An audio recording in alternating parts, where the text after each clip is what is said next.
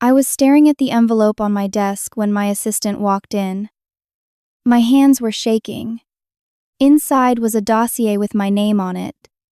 Photographs of me at coffee shops, leaving my apartment, meeting clients. Someone had been following me for months. The cover letter was worse. It was addressed to my brother, Marcus. He had hired private investigators to dig into my life, to prove I was lying about my success. And now, somehow, this report had ended up on my desk instead of his.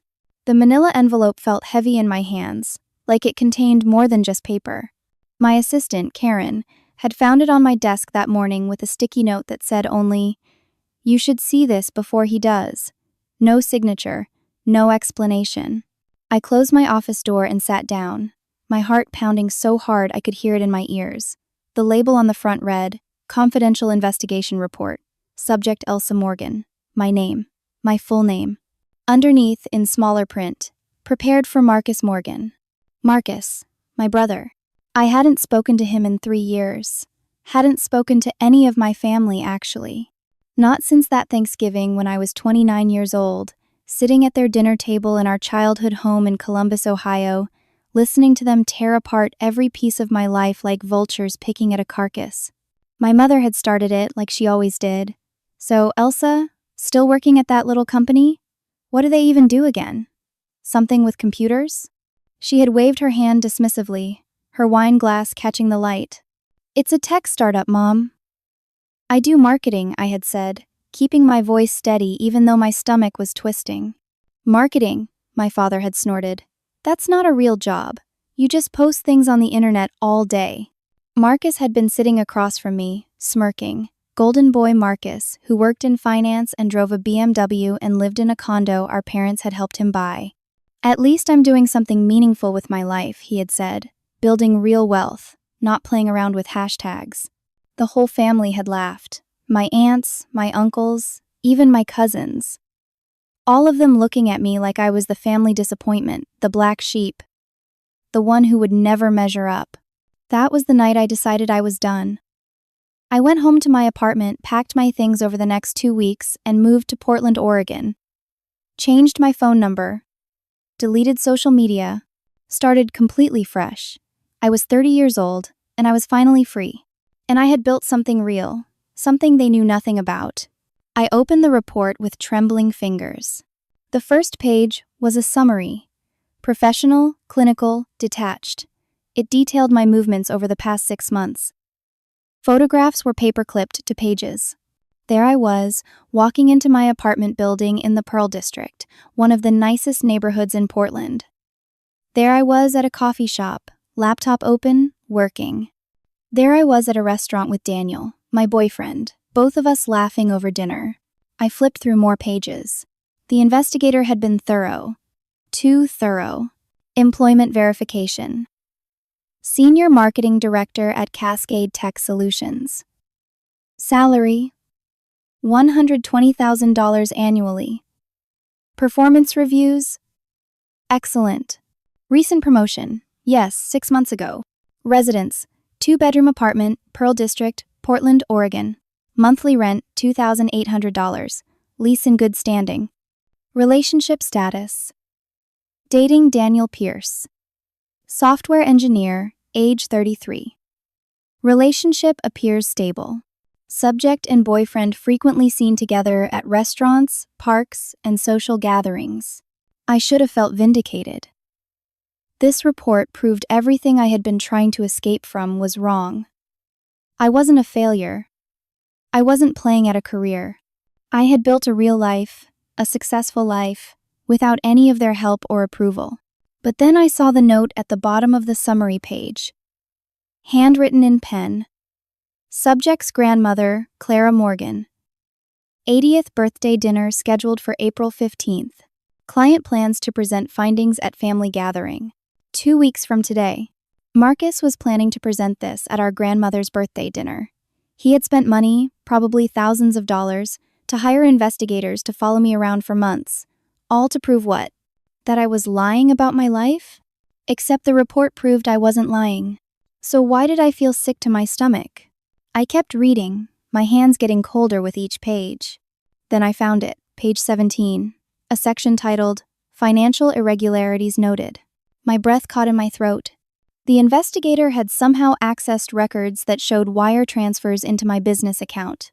My business account. I had opened it 6 months ago when I started doing some freelance consulting on the side, perfectly legal, perfectly normal. But these transfers, the ones highlighted in yellow on the page, I had never seen them before. 5 separate transfers over 6 months. Each one for $10,000. Source: offshore account. Location listed as the Cayman Islands. Total amount: $50,000. The investigator's notes were cautious but damning. Subject has received substantial funds from untraceable offshore sources. Purpose unknown. Possible embezzlement or financial fraud. Recommend further investigation. I dropped the report like it had burned me. This wasn't real. This couldn't be real. I had never received money from any offshore account. I had never embezzled anything. My freelance work was legitimate, small projects for local businesses, everything properly documented and taxed. Someone had fabricated this, and I knew exactly who. Marcus hadn't just hired an investigator to prove I was lying about my success. He had hired someone to plant evidence that would destroy me. Because if my success was real, if I had actually built a good life without the family, without him, then what did that say about them? It said I didn't need them. It said they were the problem. Not me. And Marcus couldn't handle that. My phone buzzed on my desk. A text from an unknown number. See you at Grandma's party. Come prepared to explain yourself. He had sent me the report on purpose. This wasn't a mistake. He wanted me to know what was coming. He wanted me to panic, to squirm, to feel the trap closing around me before he sprang it in front of the entire family. I looked at the report again, at the fabricated financial evidence, at the photographs of my real life twisted into something suspicious. Marcus hadn't just tried to prove I was lying. He had framed me for fraud. And in 2 weeks, he was going to destroy me in front of everyone. I drove straight to Daniel's apartment after work, the report burning like a bomb in my bag. My hands were still shaking when he opened the door, his warm smile fading the instant he saw my face. Elsa? What's wrong? I walked past him into his living room and dumped the entire report onto his coffee table. Papers scattered everywhere, photographs spilling across the surface. My brother hired someone to follow me. For months. And he fabricated evidence to make it look like I'm committing fraud. Daniel stared at the mess of papers, then at me, then back at the papers. He was a software engineer, logical and methodical, and I watched his brain shift into problem-solving mode. He sat down and started organizing the pages, reading carefully. I paced behind his couch, unable to sit still. He's planning to present this at my grandmother's 80th birthday dinner, in front of everyone. The whole family. These wire transfers, Daniel said, his finger tracing the highlighted sections. You've never seen these before? Never. I opened that account 6 months ago for freelance work. Legitimate work. Small local businesses. Everything is documented. Everything is taxed properly. Those transfers don't exist. Daniel pulled out his laptop and started typing. Let me see if I can trace these. If they're fake, there should be inconsistencies. I sat down next to him, watching him work.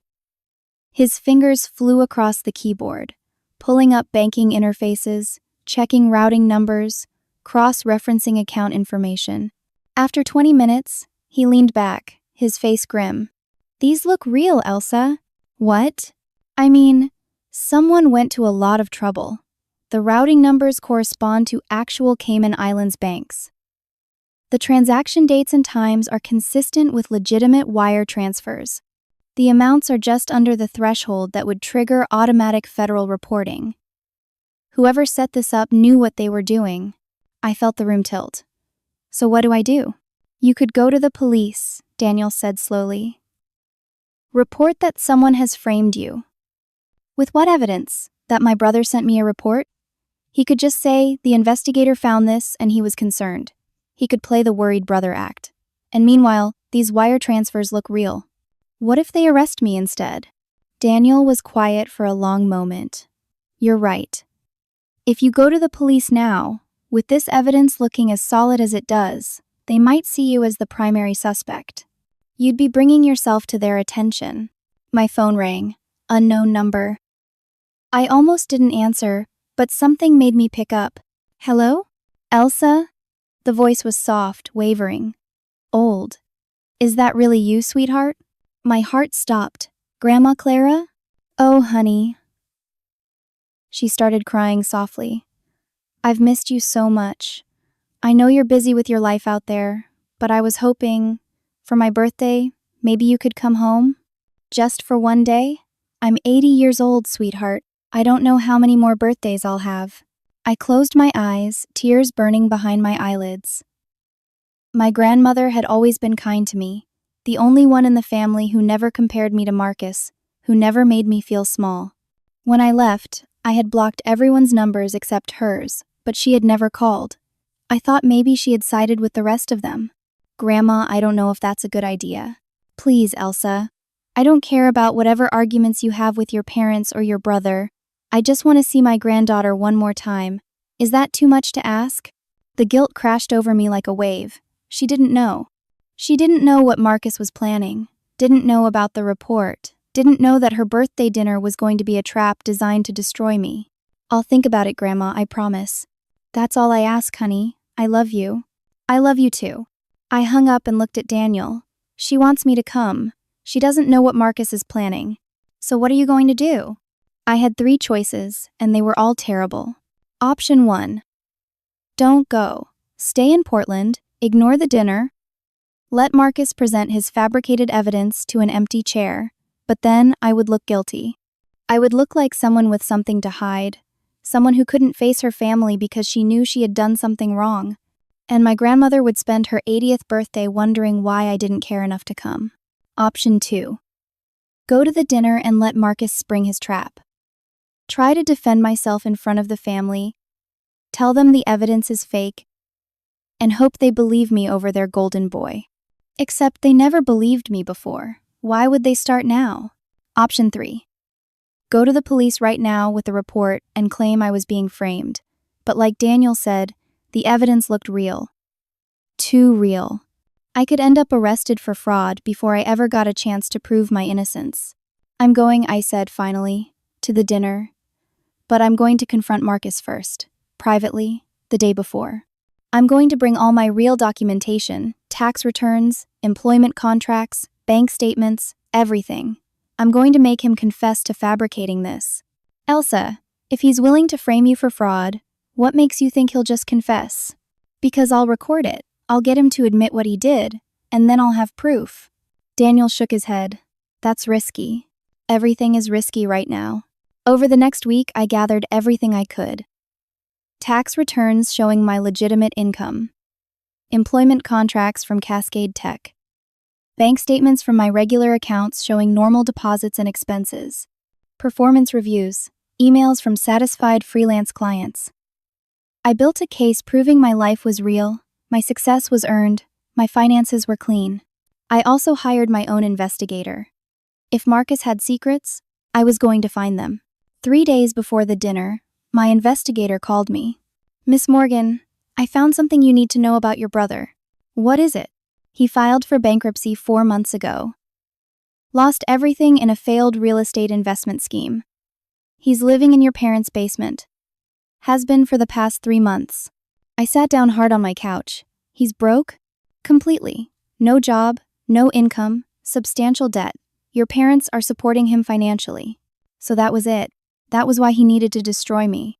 Because I had succeeded where he had failed, and he couldn't stand it. If he could prove I was a fraud, a criminal, then his failure wouldn't look so bad by comparison. He would still be the golden child, and I would be the black sheep who turned out to be a criminal all along. He was desperate, and desperate people were dangerous. I called Marcus and asked to meet him the day before the dinner. At a coffee shop in Columbus, neutral ground, public place. Sure, sis, he said, his voice dripping with false warmth, looking forward to catching up. The day before the dinner, I loaded my evidence into a briefcase and drove the 10 hours from Portland to Columbus. My stomach was churning the entire drive. I had left this place 3 years ago, swearing I would never come back. Now here I was, driving straight back into the nightmare. I arrived at the coffee shop 30 minutes early and got a corner table. I set up my phone to record audio, hidden in my purse. I laid out some of my documents on the table. I was ready. 30 minutes passed. Marcus didn't show. An hour passed. Nothing. I called his phone. It went straight to voicemail. Then my phone buzzed with a text from him. "See you tomorrow at dinner. Come alone or Grandma finds out about your crimes." He wasn't going to give me a chance to confront him privately. He was going to do this publicly, at the dinner, in front of everyone, where I couldn't control the situation. I sat in that coffee shop and realized I had walked straight into his trap. The next evening, I stood outside my childhood home for the first time in 3 years. The house looked smaller than I remembered, shabbier. The paint was peeling near the gutters, and the lawn needed mowing. The porch light flickered like it was about to burn out. Even the houses on either side looked tired, sagging slightly under the weight of time and neglect. This had been a nice neighborhood once, when I was growing up. Now it just looked worn down. I almost turned around and drove back to Portland. My car was right there, keys in my hand. I could leave. I could disappear again. I could change my name, start over somewhere new, somewhere Marcus could never find me. But then I thought of my grandmother, inside that house, sitting in her wheelchair, waiting to see me on her 80th birthday. I couldn't do that to her. I walked up the porch steps and opened the door without knocking. It was a birthday party. Family was supposed to just come in. The living room was full of people. 20 or more relatives crowded into a space meant for half that many. Aunts and uncles I hadn't seen in years. Cousins who had grown taller, older, some with spouses and children of their own now. Everyone turned to look at me when I walked in. The conversations died mid-sentence. My mother was the first to speak. She was standing by the fireplace, holding a glass of wine. Her hair perfectly styled like always. "Well," she said, her voice carrying across the suddenly silent room. "Look who decided to grace us with her presence." A few people laughed uncomfortably. I ignored her and looked around for my grandmother. I found her in the corner, in a wheelchair I didn't know she needed now, a blanket across her lap even though the room was warm. She looked so much older than I remembered, so much smaller, like she had shrunk into herself over the past 3 years. Her face lit up when she saw me. "Elsa. Oh, sweetheart, you came." I crossed the room and knelt beside her wheelchair, taking her frail hands in mine. They felt like paper, thin and delicate. "Of course I came, Grandma. Happy birthday." She patted my cheek with one trembling hand. "You look beautiful, honey. Successful, I knew you would be." "Thank you," I whispered, fighting back tears. My father was sitting on the couch, and he still hadn't looked at me. He was staring at the television mounted on the wall, even though it wasn't on. My brother Marcus was nowhere to be seen yet. Dinner was served buffet style in the dining room. People lined up with paper plates, loading them with casseroles and fried chicken and potato salad. I took a small plate and sat at the kids' table, the same table I had sat at when I was young, even though I was 33 years old now. No one invited me to sit with the adults. My mother made passive-aggressive comments throughout the meal. "So nice of you to finally visit, Elsa. 3 years is such a long time.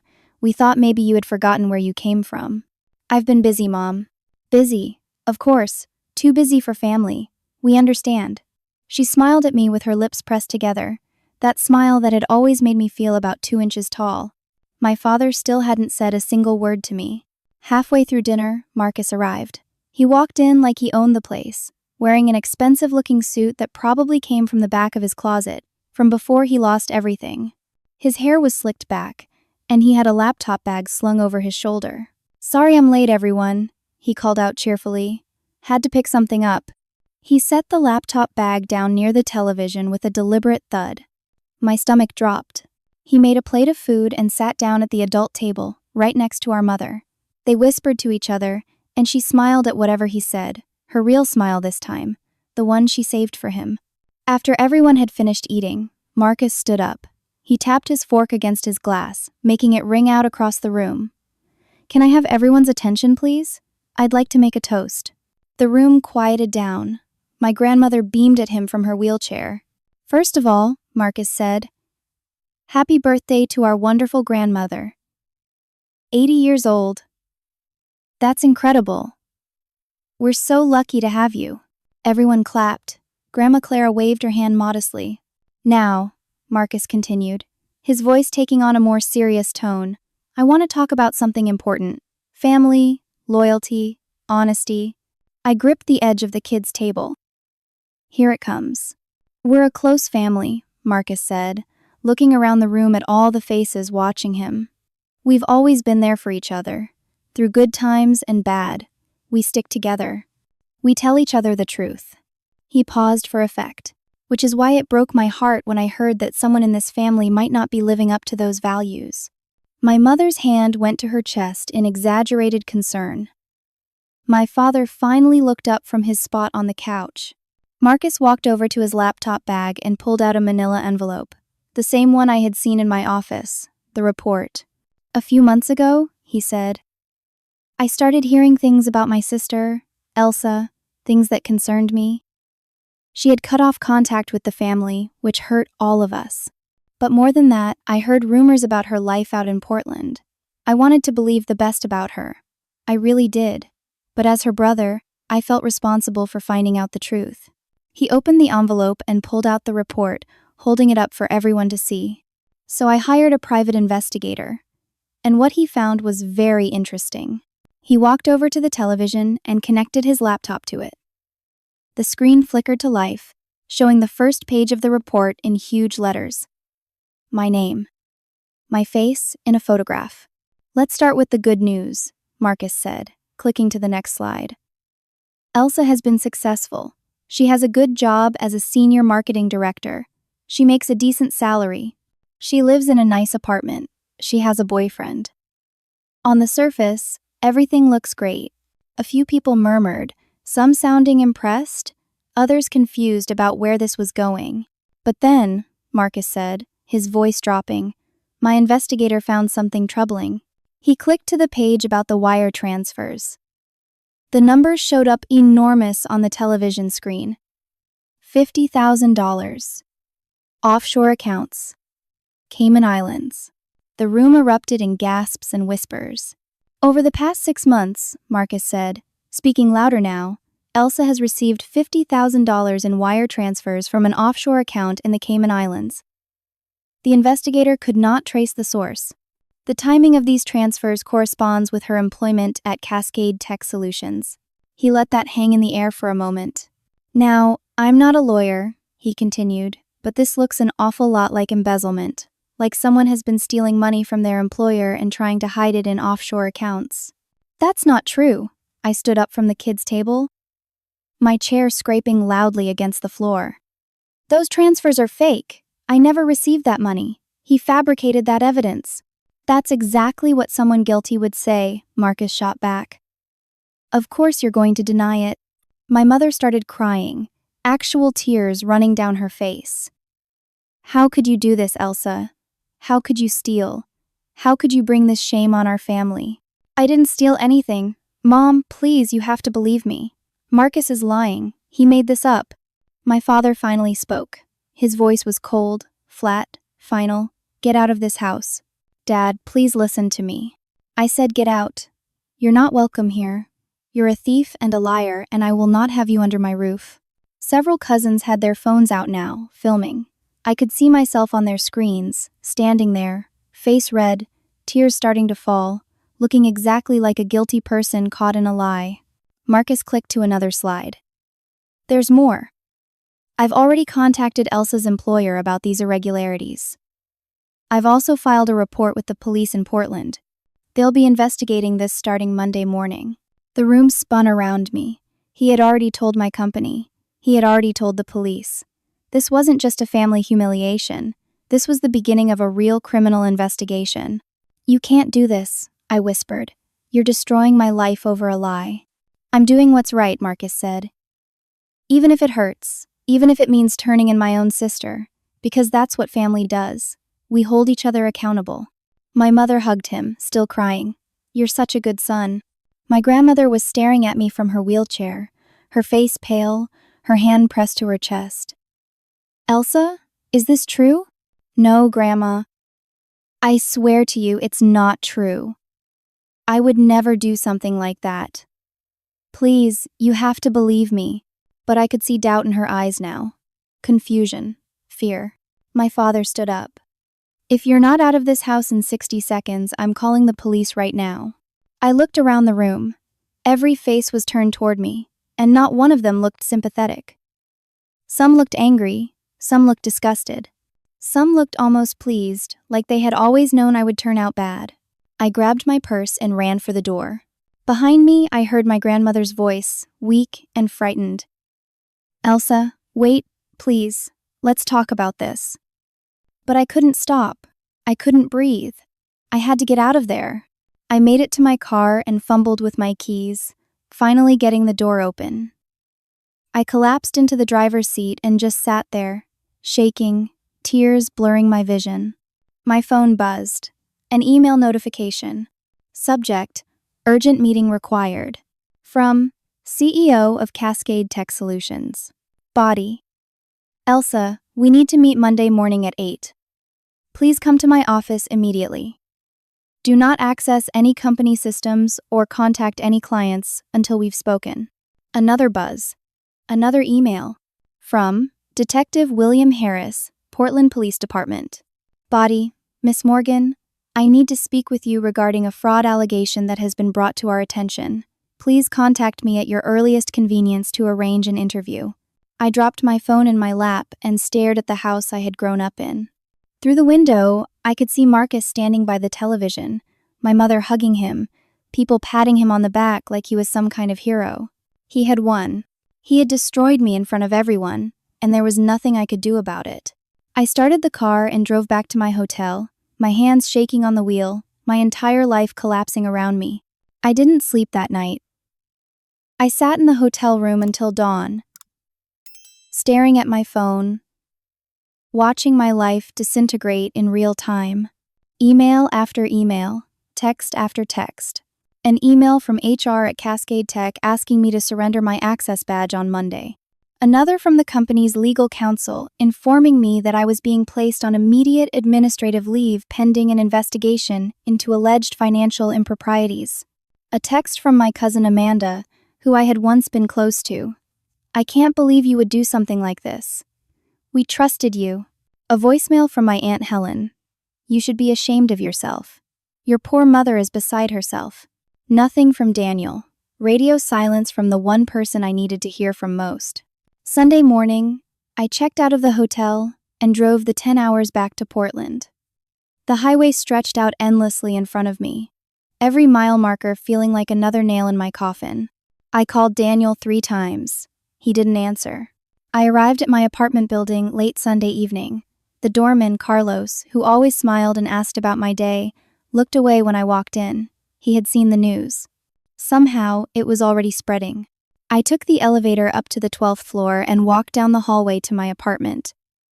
I fumbled with my keys, dropped them, picked them up, finally got the door open. Daniel was inside, packing a bag. "What are you doing?" I asked, even though I already knew. He didn't look at me, just kept folding shirts and putting them in his duffel bag. "I need some space, Elsa. Some time to think." "Think about what? You know I didn't do this. You know Marcus fabricated that evidence. I know you said that.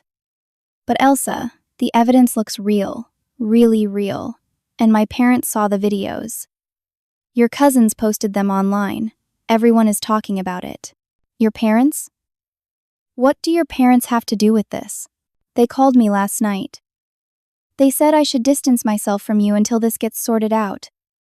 They said it could affect my career if people think I'm involved with someone who committed fraud. I felt something crack inside my chest.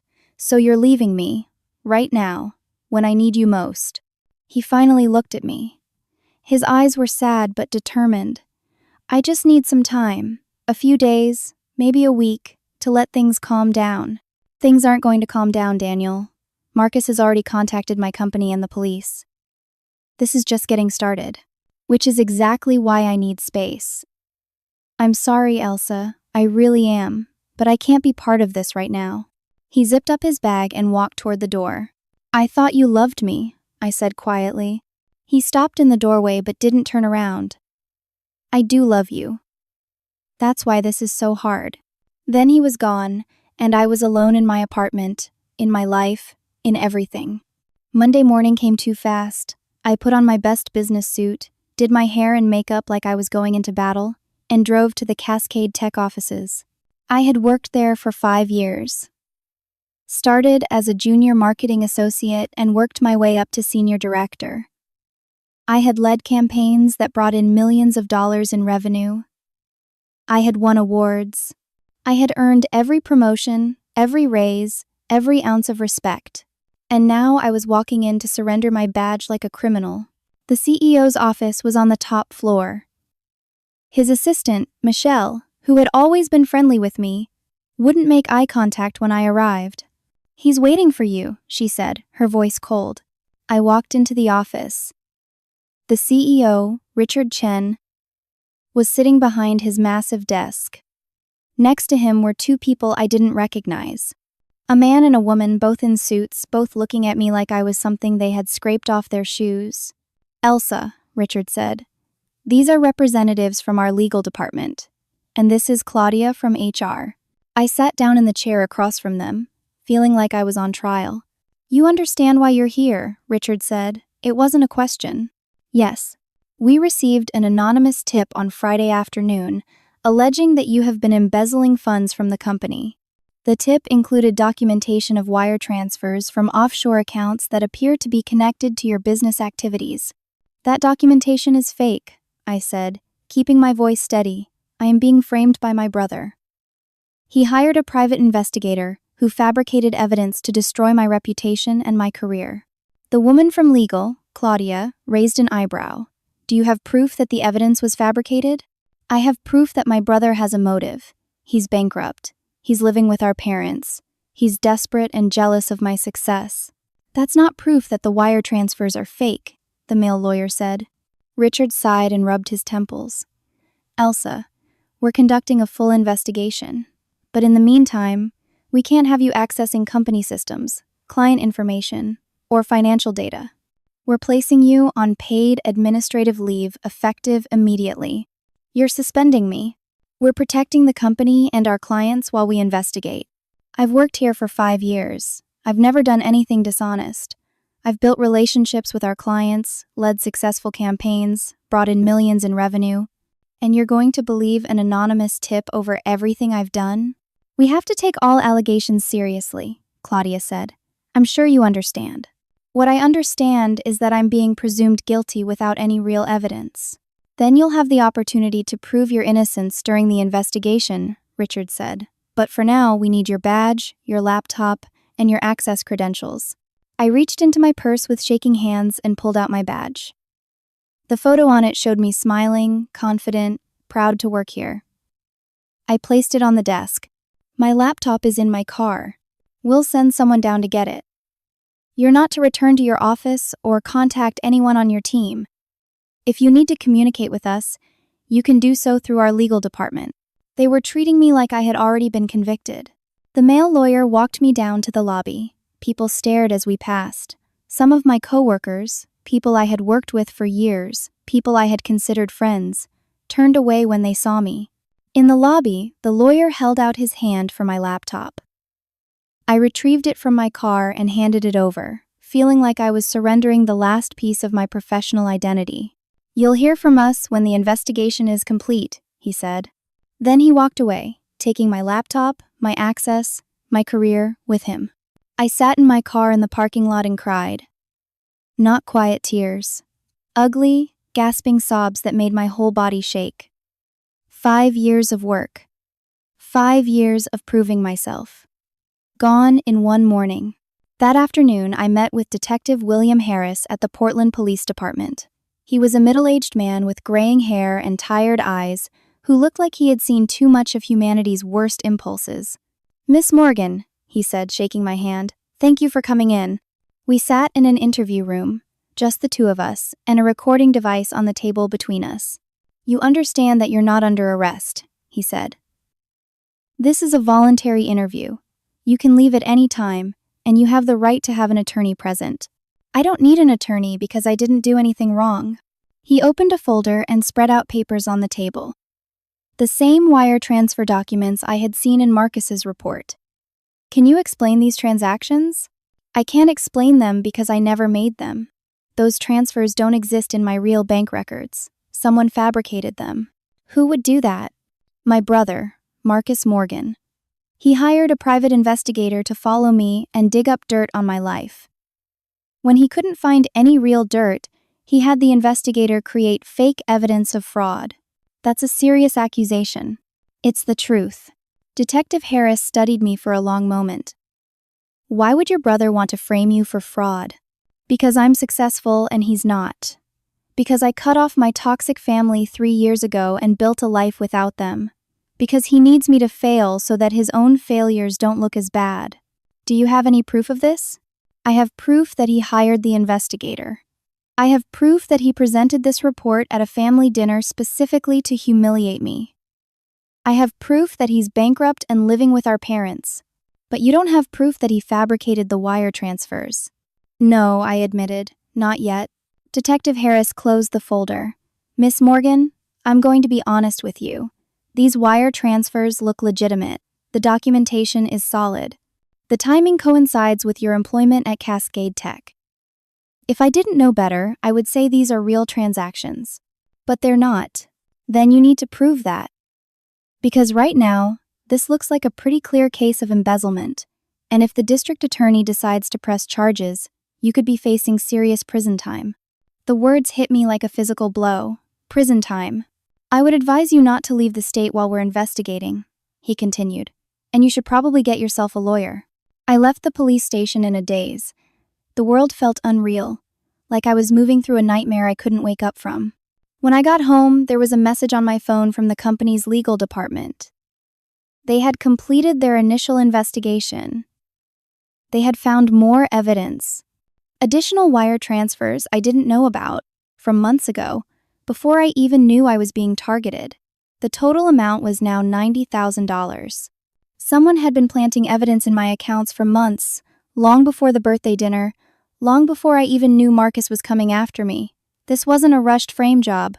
This was calculated, methodical, planned. I called 3 criminal defense attorneys that evening. The consultations alone cost me $500 each.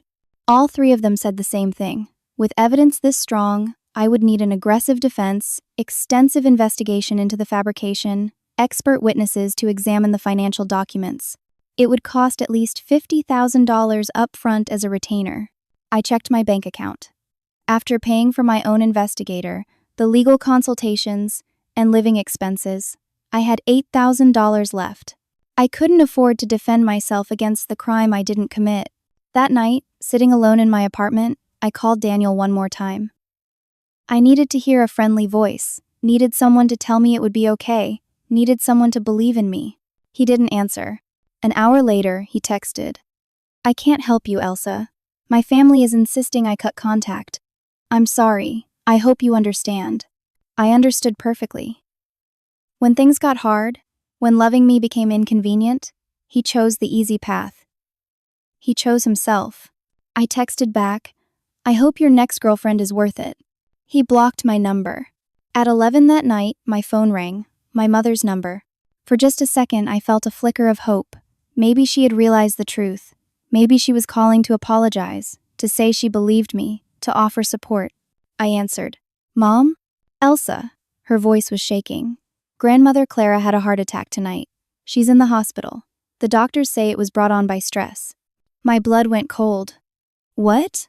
"This is your fault. The shock of finding out what you did, the shame, the stress of it all. Her heart couldn't take it. You did this to her. You and your lies."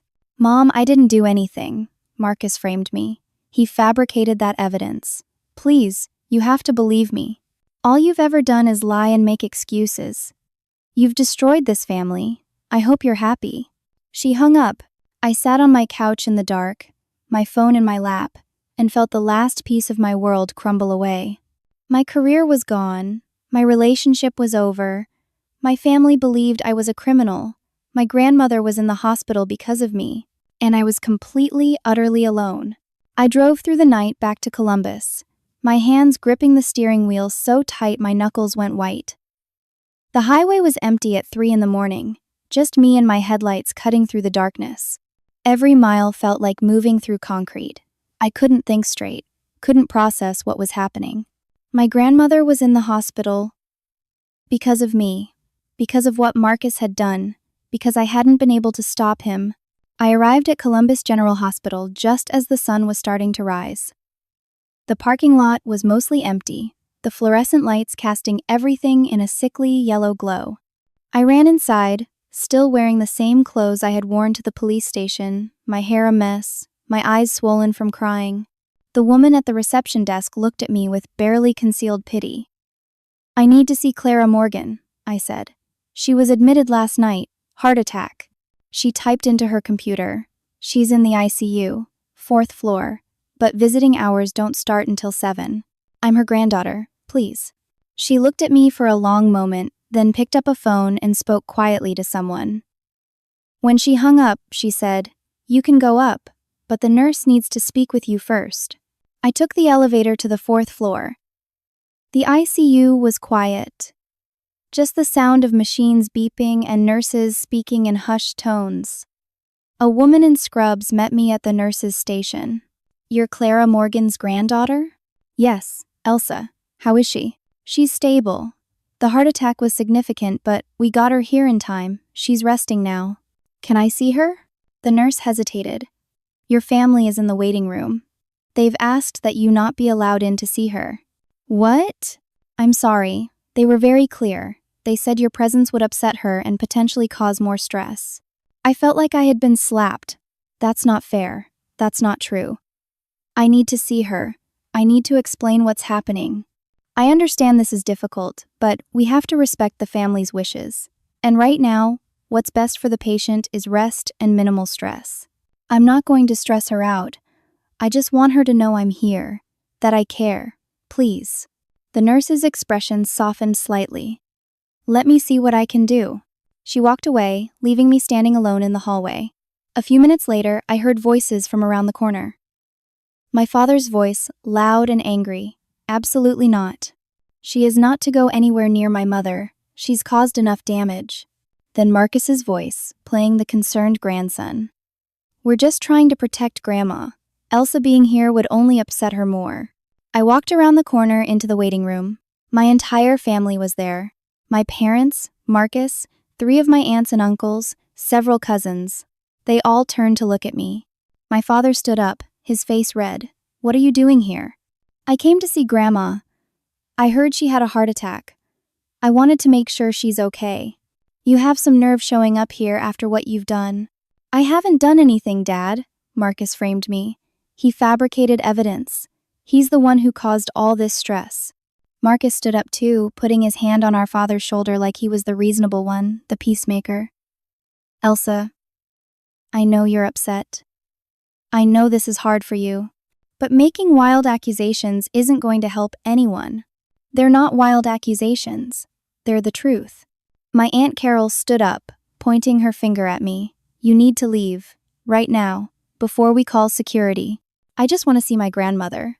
"She doesn't want to see you," my mother said. She was sitting on one of the waiting room chairs, dabbing at her eyes with a tissue.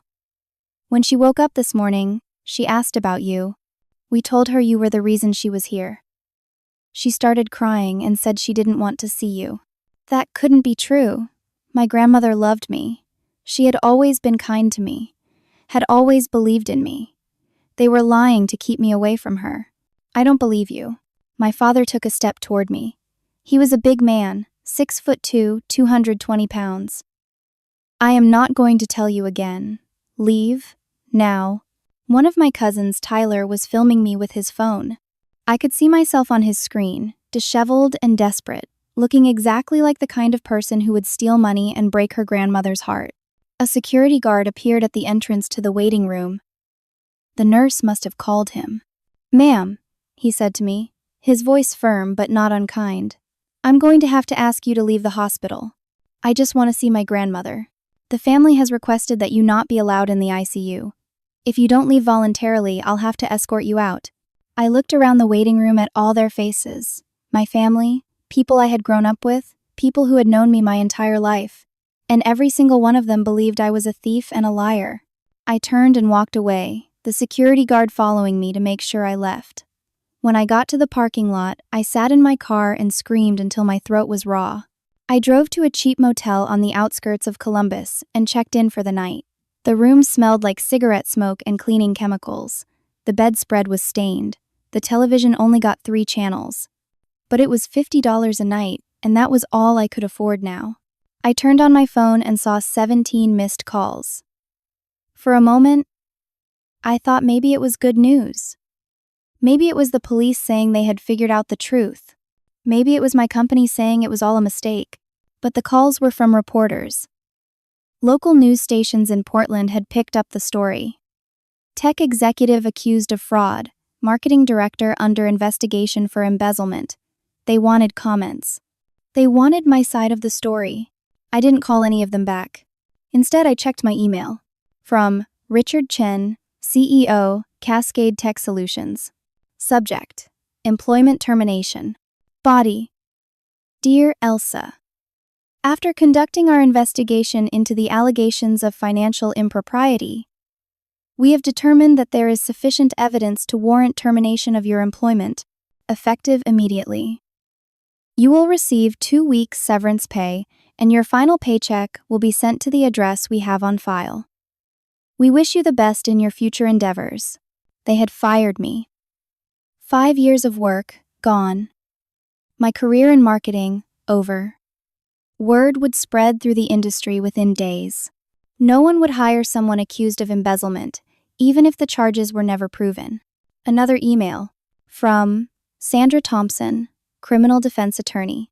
Subject: Your case.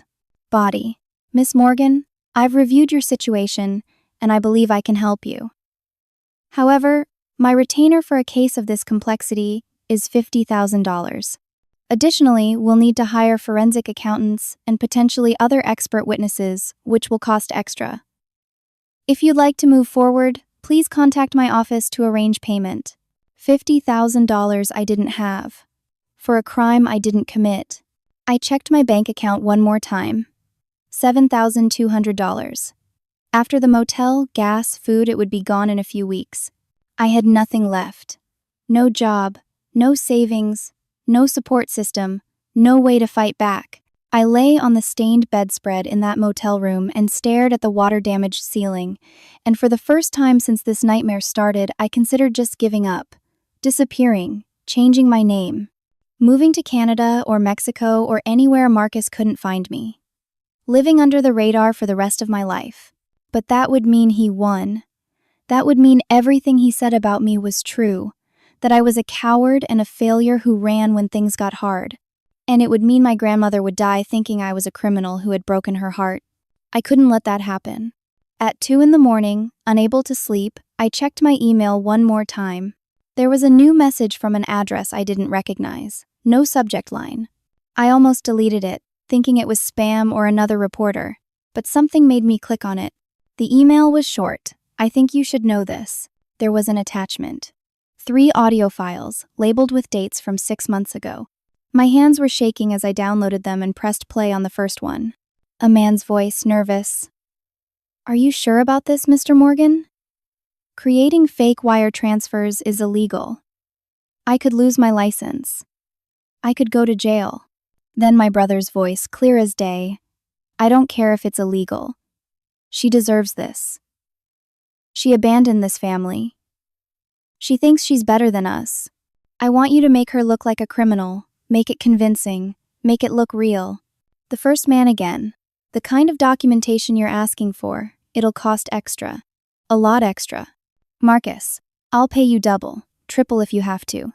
Just make sure it's ironclad. Make sure when people see it, they believe she's guilty. The first man. You understand that if this blows back on me, I'm taking you down with me, right? I'm recording this conversation for my own protection. Marcus laughed. You'll be fine. She'll take the fall for everything. By the time anyone figures out what really happened, it'll be too late. Now, are you going to do this or not? The recording ended. I sat up in bed, my heart pounding. This was it. This was the proof I needed. Marcus admitting on tape that he had fabricated the evidence, that he had paid someone to frame me, that it was all a calculated plan to destroy me. I played the second recording. It was the private investigator again, this time talking to someone else, my father. Mr. Morgan, your son wants me to plant evidence in your daughter's financial records. I need to know if you're aware of this and if you're on board with it. My father's voice. I'm aware. And yes, I'm supporting Marcus in this. Elsa has been a disappointment to this family for years. She needs to be taught a lesson. She needs to understand that you don't just walk away from family. You understand this is fraud, conspiracy. You could both go to jail. We won't, because by the time anyone figures it out, Elsa will already be ruined. Her career will be over, her reputation will be destroyed, and she'll never be able to prove it was us. The investigator. I need $50,000 up front. Non-refundable. My father, you'll have it tomorrow. The recording ended.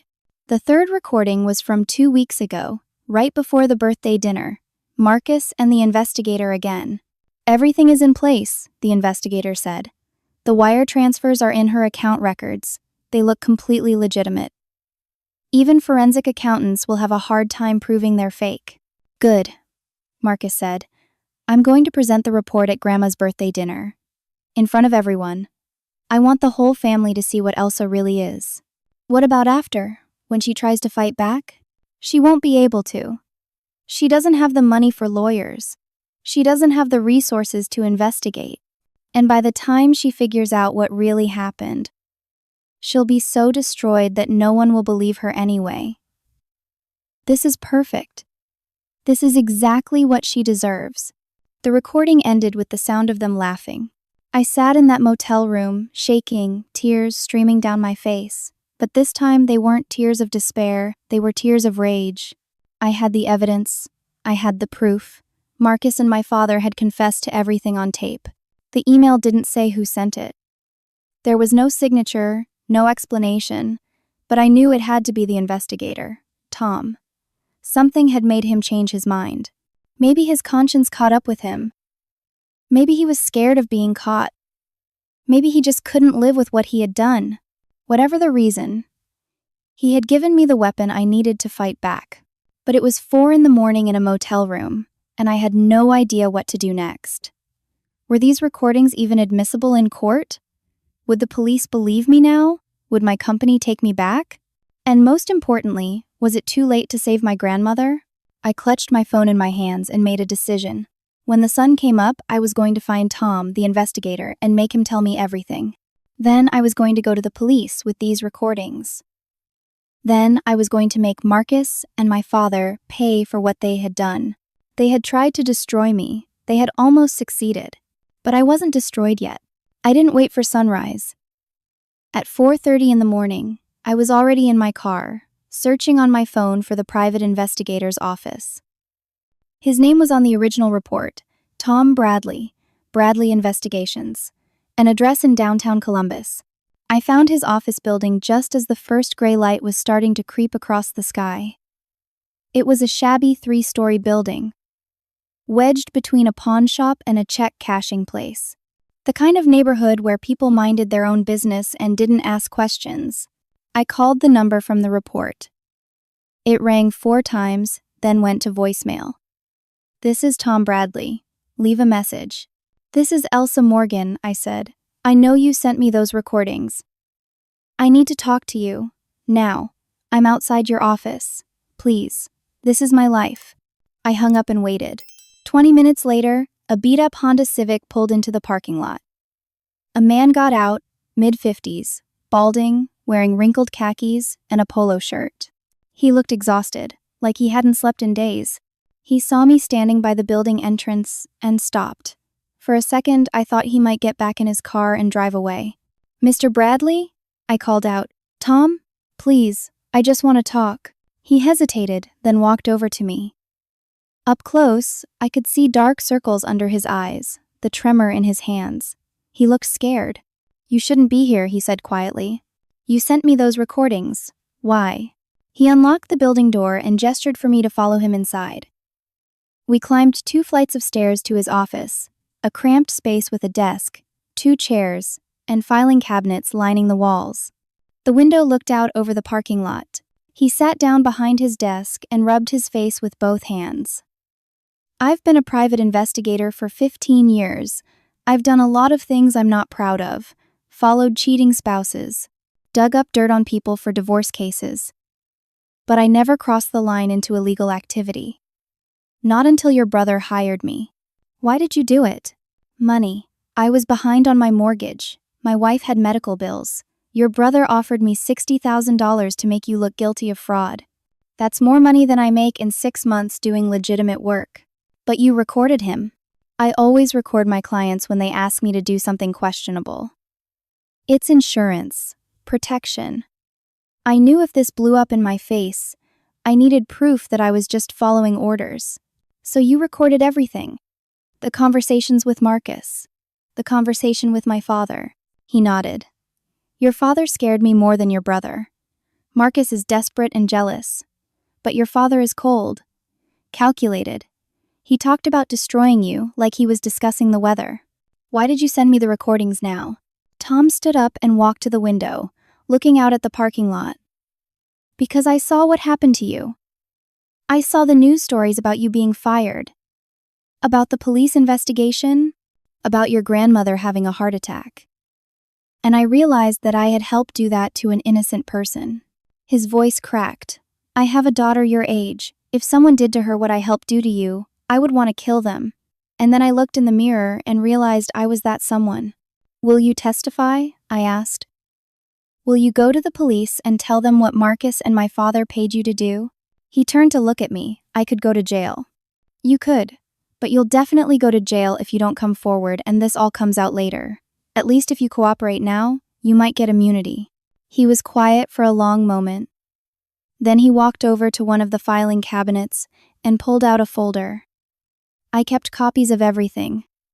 The fake wire transfer documents I created, the emails between me and your brother. The payment records showing your father gave me $50,000 in cash. He handed me the folder. It was thick with documents, printed emails, bank statements, everything. "This is enough to prove they framed me?" "It's enough to prove they hired me to frame you. Whether the police and prosecutors believe it is another question." My phone rang. Unknown number. I answered it. "Is this Elsa Morgan?" A woman's voice. Professional. Clipped. "Yes. This is Detective Harris's office. He needs you to come to the police station immediately. There's been a development in your case." My stomach dropped. "What kind of development?" He didn't say, but he said it's urgent. "Can you be here within the hour?" "I'll be there." I hung up and looked at Tom. "The police want to see me. Will you come with me? Will you bring all this evidence?" He picked up the folder, held it for a moment, then nodded. "Let's go." We drove separately to the Columbus Police Department. Tom followed behind me in his Honda. I kept checking my rearview mirror, half expecting him to turn and run, to decide at the last minute that protecting himself was more important than helping me. But he didn't. He stayed with me all the way to the station. We walked in together and asked for Detective Harris. He met us in the lobby, looking surprised to see Tom with me. "Miss Morgan," he said. "And Mr. Bradley. I didn't realize you two knew each other." "Detective Harris," Tom said.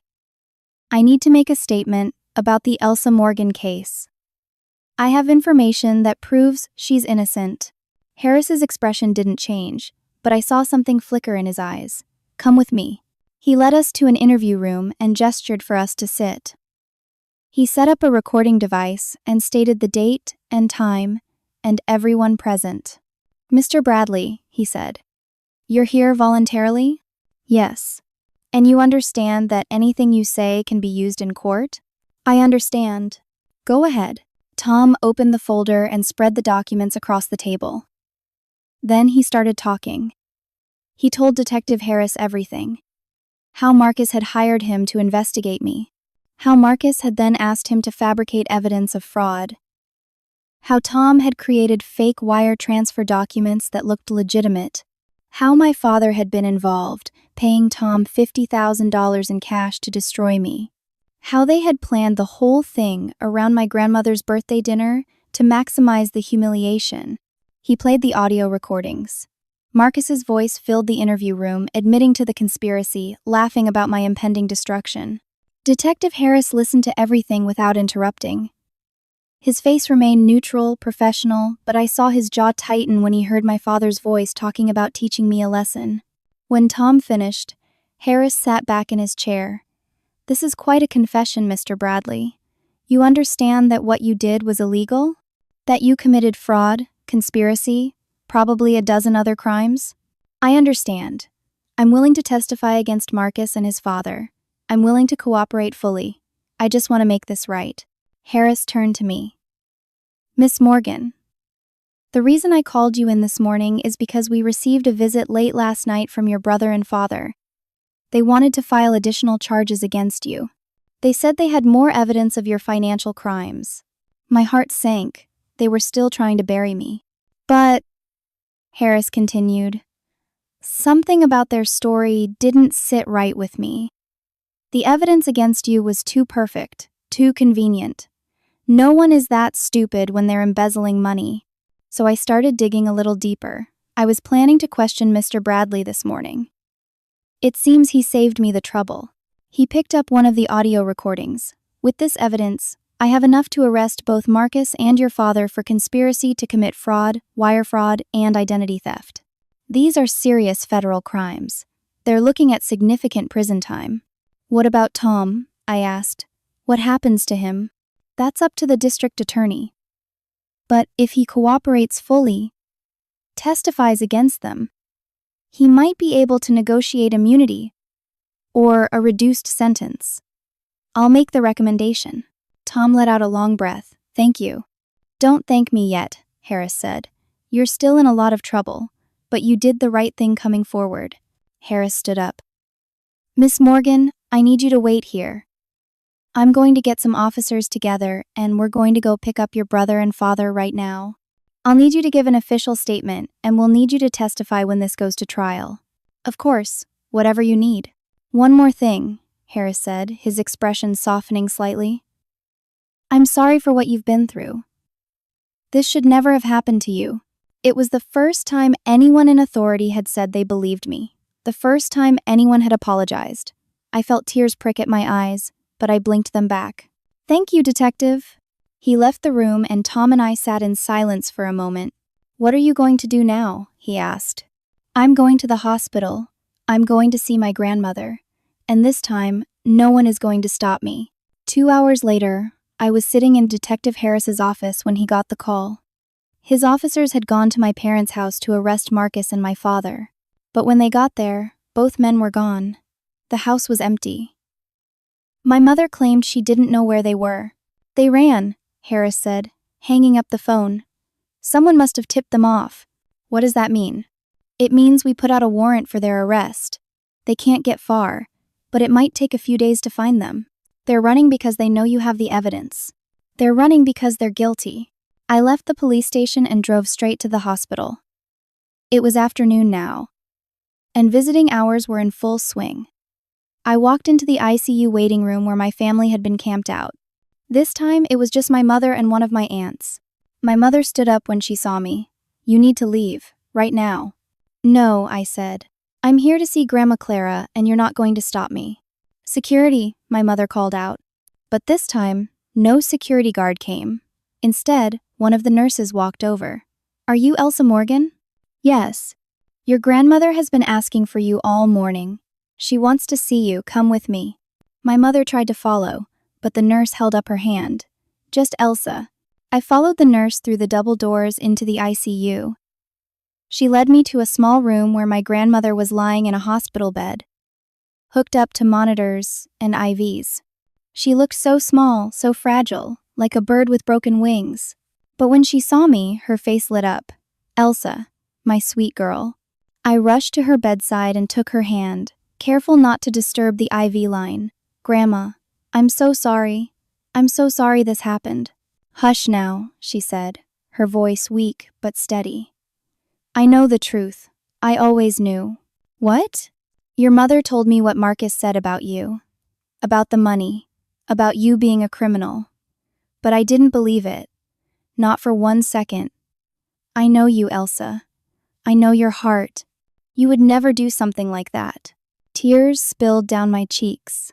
Marcus framed me. He fabricated evidence to destroy me. But I have proof now. The police are going to arrest him and Dad. Her grip on my hand tightened. Your father was involved? I nodded. He paid someone to create fake evidence against me. He wanted me destroyed for leaving the family. She closed her eyes, and a tear rolled down her wrinkled cheek. I'm so sorry, sweetheart. I'm sorry that my son turned into that kind of man. I'm sorry that you had to go through this. It's not your fault, Grandma. Promise me something, she said, opening her eyes and looking at me intently. Promise me you'll never let them poison you. Never let their cruelty make you cruel. Never let their hate make you hateful. You're better than all of them. You always have been. I promise. She smiled weakly. Good girl. Now tell me about your life in Portland. Tell me everything I missed. I sat with her for 2 hours, holding her hand, telling her about my job, my apartment, my friends, the life I had built 3,000 miles away from all this pain. She listened with her eyes closed, smiling sometimes, asking questions, telling me how proud she was. When the nurse came in and said it was time for her to rest, my grandmother squeezed my hand one more time. Don't let them win, Elsa. Promise me you'll keep fighting. Keep building your beautiful life. Keep being exactly who you are. I promise, Grandma. I love you. I love you too, sweetheart, more than you know. I left the hospital knowing it might be the last time I saw her. But at least she knew the truth. At least she died knowing I was innocent. The next morning, Detective Harris called me. We found them, your brother and father. They were trying to board a flight to Mexico. We arrested them at the airport. Relief flooded through me. So it's over? The arrests are done. But now comes the trial. Are you ready for that? I'm ready. Marcus and my father were arraigned the next day. Both pleaded not guilty. Both were held on high bail, which they couldn't make. Tom testified before the grand jury, and they were both indicted on multiple federal charges. The story made national news. Brothers fraud, scandal rocks Ohio family. Father and son accused of framing daughter in elaborate scheme. My phone rang constantly with reporters wanting interviews, but I declined them all. I didn't want to be famous for being a victim. I just wanted my life back. 3 days after Marcus and my father were arrested, my grandmother passed away peacefully in her sleep. I was sitting by her bedside, holding her hand, when she took her last breath. The monitor flatlined, and the nurses came rushing in, but there was nothing to be done. She was 80 years old. Her heart was too weak. The stress and the pain of everything that had happened had been too much. But before she died, she squeezed my hand and whispered, "You're going to be okay, sweetheart. You're stronger than all of them." I held her hand until it went cold. The funeral was 3 days later. I sat in the front row of the church, wearing a black dress I had bought at a thrift store because I couldn't afford anything else. My mother sat on the opposite side of the church with my aunts and uncles. She wouldn't look at me, wouldn't acknowledge me. Marcus and my father were in jail, so they weren't there. Which was probably for the best. I don't know what I would have done if I had seen them. After the service, as everyone was leaving, my mother walked up to me. For a moment, I thought she might apologize. I thought she might say she was sorry for not believing me, for choosing Marcus over me, for everything. Instead, she said, "I hope you're happy now. You've destroyed this family." "I didn't destroy anything, Mom. Marcus and Dad did that all by themselves. You should have just stayed away. None of this would have happened if you had just stayed in Portland and left us alone." She walked away before I could respond. I stood there in the church parking lot, watching her get into her car and drive away, and I realized something important. Some people would never see the truth. Some people would always choose the comfortable lie over the painful reality.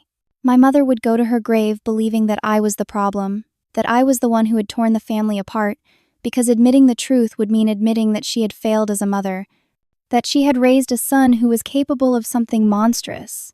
And I couldn't change that. I couldn't make her see. All I could do was move forward with my own life. The aftermath took months to unfold.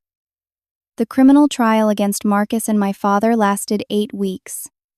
Tom testified, his voice shaking as he described how he had been paid to fabricate evidence against me. The audio recordings were played in court. Marcus's voice, my father's voice, both of them admitting on tape to conspiracy and fraud. The jury deliberated for 6 hours. When they came back, the verdict was unanimous. Guilty on all counts. Marcus was sentenced to 8 years in federal prison. My father got 10 years because of his leadership role in the conspiracy. Both of them would be felons for the rest of their lives. I watched from the gallery as they were led away in handcuffs. My father wouldn't look at me, but Marcus did.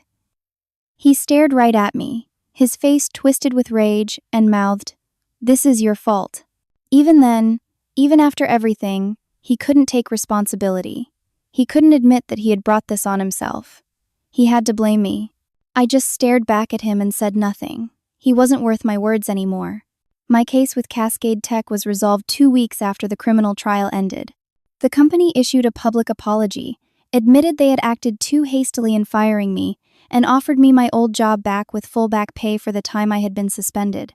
I turned them down. I didn't want to work for a company that had believed the worst about me without even giving me a chance to defend myself. I didn't want to walk back into that office and face all the people who had turned their backs on me when I needed support. Instead, I used the wrongful termination settlement they offered me, which was substantial, to start my own marketing consultancy. I called it Morgan Strategies. Just me at first, working from my apartment, taking on small clients who couldn't afford big agencies. But word spread fast about what had happened to me. About how I had been framed and had fought back and had won. Companies started reaching out, saying they wanted to work with someone who had that kind of resilience, that kind of integrity. Within 6 months, I had 10 employees. Within a year, I had 20. We moved into an actual office space in downtown Portland, a beautiful loft with floor-to-ceiling windows overlooking the river. My business grew beyond anything I had imagined. We landed major clients. We won industry awards. I was featured in business magazines, invited to speak at conferences, asked to mentor young professionals who were just starting out. The story of what happened to me became a cautionary tale about toxic families and the importance of setting boundaries. I started speaking publicly about it, sharing my experience to help other people who were dealing with similar situations. I became an advocate for people who had been falsely accused of crimes, working with organizations that helped exonerate the innocent. And then there was the matter of Daniel. 6 months after everything happened, after my business was thriving and my name was cleared and my life was better than it had ever been, he reached out. A long email full of apologies and regrets and excuses. He said he had made a mistake. He said he should have believed in me. He said he wanted another chance. I read the email once, then deleted it without responding. Some bridges, once burned, can't be rebuilt. And I had learned that I deserved someone who would stand by me when things got hard, not someone who ran at the first sign of trouble. A year later, I met someone new. His name was Andrew, and he was one of the lawyers who had helped me pro bono when I couldn't afford representation during the investigation. He had believed in me from the beginning, had fought for me when no one else would, and when we finally went out for coffee after everything was settled, I realized I had feelings for him. We took things slow. I had learned to be cautious with my heart. But Andrew was patient and kind and steady, and gradually I let myself trust again. 2 years after the birthday dinner that had nearly destroyed me, I was standing in my office on a Friday afternoon, looking out at the city of Portland spread below me. My company now had 30 employees. We had just signed our biggest client yet. My personal net worth was more than 3 times what I had made at Cascade Tech. But more than the money, more than the success, I had something I hadn't had in years. Peace. I had learned some hard lessons through all of this. I had learned that the people who are supposed to love you the most can sometimes become your greatest enemies. I had learned that walking away from toxicity isn't weakness, it's strength. I had learned that success really is the best response to people who doubt you. I had learned that when others try to tear you down, it's usually because your light exposes their darkness. That family isn't always blood. It's the people who support and believe in you when things get hard. That you can't control others' jealousy or hate, but you can control how you respond to it. I had learned that the truth may take time to surface, but it eventually does. That rebuilding from rock bottom teaches you what you're really made of. That setting boundaries isn't cruel, it's necessary for survival. And most importantly, I had learned that my worth was never determined by the people who failed to see it. On my desk was a framed photograph of my grandmother Clara, taken at a family picnic when I was 8 years old. In the picture, she was holding my hand, and we were both laughing at something my grandfather had said. She looked strong and healthy and full of life. I picked up the photo and traced her face with my finger. "I kept my promise, Grandma," I whispered. "I didn't let them win. I kept fighting. I kept building my beautiful life. And I'm exactly who I've always been." My assistant knocked on my door. "Elsa, your 5 o'clock is here." I set the photo down and smiled. "Send them in." As I turned to face my next meeting, my next challenge, my next opportunity, I felt grateful for everything that had happened. Not because it was easy, not because it didn't hurt, but because it had shown me who I really was. I was a survivor. I was a fighter. I was someone who could be knocked down and get back up stronger. And that was something no one could ever take away from me. My mother never apologized. She still lives in that house in Columbus, still tells people that I'm the one who destroyed the family. Some of my extended family still believe her. I don't talk to any of them anymore. Marcus and my father are still in prison. They have 7 years left on their sentences. I don't think about them much anymore. They're not worth my mental energy. Tom, the private investigator who finally came clean, got immunity in exchange for his testimony. Last I heard, he had moved to another state and was working as a security guard. I think about sending him a thank you note sometimes for having the courage to do the right thing even when it was hard. But I never do. Some chapters need to close completely. Andrew and I are talking about moving in together. Taking the next step. Building a life together. I'm scared sometimes. Scared of trusting someone that deeply again. But I'm learning that fear is okay. That being vulnerable is how you build real connections. On the 2-year anniversary of that terrible birthday dinner, I hosted my own party, just my real friends, the people who had stood by me, who had believed in me when everyone else walked away. We gathered in my apartment, ate good food, drank wine, and laughed until our sides hurt. And when someone asked me what I had learned from everything that happened, I thought for a long moment before answering. I learned that you can't make people love you the right way. You can't force people to see your value. All you can do is know your own truth, live your own life, and surround yourself with people who see you for who you really are. The rest will fall away eventually. And that's not a loss. That's freedom. My friend Sarah raised her glass. To freedom. To freedom, we all echoed. And in that moment, surrounded by people who truly cared about me, in the home I had built, in the life I had created, I finally felt whole. The scars were still there, the pain was still real, but I had survived. More than that, I had thrived. And that was the greatest victory of all. So to anyone out there who's dealing with a toxic family, who's being torn down by the people who should be building them up, who's wondering if they'll ever be free of the pain, you will. It takes time. It takes courage. It takes walking away from people you love because staying means losing yourself. But on the other side of that pain is a life you build with your own hands, a life that no one can take from you, a life that's truly yours. And that life is worth fighting for. Thank you for listening to my story. I want to hear from you now. Have you ever had to cut ties with toxic family members to protect yourself? How did you find the strength to walk away? Share your story in the comments below. Your experience might help someone else who's struggling with the same decision right now. If this story resonated with you, please hit that like button and subscribe to the channel so you never miss another story. And if you know someone who needs to hear this message, someone who's dealing with a difficult family situation, please share this video with them. Sometimes knowing you're not alone makes all the difference. Thank you again for being here.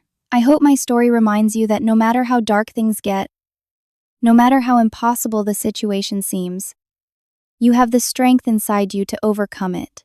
You're stronger than you know, and you deserve a life filled with people who see your worth and celebrate your success, not tear you down out of jealousy and spite. Take care of yourselves, set those boundaries, build that beautiful life, and never, ever let anyone make you feel small for being exactly who you are. Until next time,